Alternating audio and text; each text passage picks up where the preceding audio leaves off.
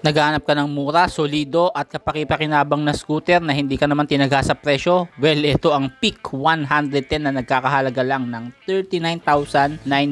Wow! 3,500, pwede mo nang maiuwi ito basta kumpleto ka ng requirements kung gusto mo nang hulugan. Ito ay isang uri ng underbone na semi-automatic, 110cc, 4-stroke, 2 valves at kayang sumipan ng mga around 8.7 horsepower. Air-cooled na dekarburador ang makina kaya naman madaling kalikutin, madali lang ang maintenance. Dahil sa 110cc ito, tumatakbo ito ng mga around 68 km per litro. Ganon katipid. Naka-drum brake ang lahat ng mga preno nito at sa kanyang kulay napakaganda. Sword gray ang kanyang kulay. Naka-analog ang panel, mga basic buttons ay nandyan, makikita mo walang mga masyadong fancy electronics na kailangan at kayang umabot ng mga 10 taon pataas ang motor mo basta maayos ka lang mag-maintenance.